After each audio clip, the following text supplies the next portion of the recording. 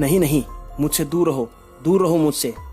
ऐसा चिल्लाते हुए मोहन कभी एक कमरे से दूसरे कमरे में तो कभी दूसरे से तीसरे कमरे में भागता फिर रहा था और वह चुड़ैल की परछाई मोहन का पीछा नहीं छोड़ रही थी। मोहन की इस तरह की चिल्लाने की आवाज़ें सुनकर बासु भी नीचे से ऊपर की तरफ दौड़ा और उसकी नज़र के सामने ही वह मकान खंडहर में तब्दील हो गया। मोहन और बासु अब पूरी तरह से उस चुड़ैल की गिरफ्त में थे। चुड़ैल ने अपना रूप बदल लिया था और वह दोनों पर सवार हो चुकी थी। उस चुड़ैल ने अपने रूप जाल में मोहन को फंसाकर अब दोनों दोस्तों को अपना शिकार बनाया था। वह चुड़ैल कुछ देर बाद दिखाई देना बंद हो गई। बासु और मोहन डरे सहमे उस खंडहर के कोने में बैठे थे। अरे बासु, आज काफ़ी दिन हो गए हैं यार, अपने कहीं घूमने नहीं गए। हाँ यार, वैसे भी दिल्ली में काफ़ी गर्मी हो रही है, चल किसी हिल स्टेशन चलते हैं कुछ दिनों के लिए, मोहन ने कहा। मेरा इरादा तो शिमला जाने का है, वही सबसे बेस्ट रहेगा अपने लिए, बासु ने कहा। तब मोहन ने कहा कि ठीक है, एक आध हफ्ते का प्लान बनाते हैं, चलते हैं शिमला अपने दोनों दोस्त बाय कार शिमला जाते हैं और हिल टॉप के पास एक रिजॉर्ट में अपने लिए कमरे बुक कराते हैं। उन्हीं के पास वाले कमरे से रोज़ उन्हें सुरीले गानों की आवाज़ आती रहती, जिससे मोहन काफ़ी मोहित हो चुका था। 2 दिन बाद मोहन ने जब फिर से गाने की आवाज़ सुनी तो सीधा उस कमरे में घुस गया। हालांकि रूम का दरवाज़ा भी खुला ही था। जितनी खूबसूरत आवाज़ थी उतनी ही खूबसूरत औरत थी उस कमरे में जो गाना गा रही थी। मोहन को देखकर उसने चौंकते हुए कहा, कौन है आप और ऐसे रूम में कैसे आ गए आप? मोहन भी थोड़ा शर्मा गया अपनी हरकत से और कहा कि जी माफ़ी चाहता हूँ आपसे, दरअसल आपकी आवाज़ इतनी मधुर है कि मैं अपने आप को रोक नहीं पाया यहाँ आने से। वैसे मैं एक बिजनेसमैन हूँ और आपके बाजू के कमरे में ही रुका हूँ। मैं और मेरा दोस्त दिल्ली से आए हैं, मोहन कहता ही चला गया और वह स्त्री सुनती रही।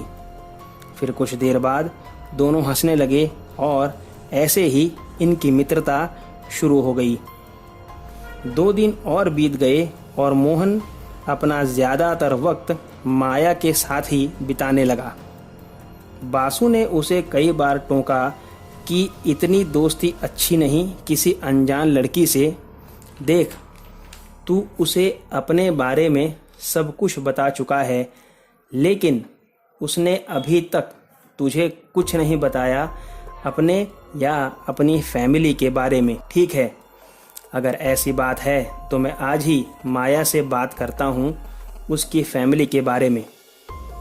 जब मोहन ने माया से उसकी फैमिली के बारे में पूछा तो वह काफ़ी गंभीर हो गई और कहा कि हम तो शिकारी ख़ानदान से हैं और शिकार ढूंढना, उसे फंसाना और फिर उसे चूस लेना ही हमारा पेशा है।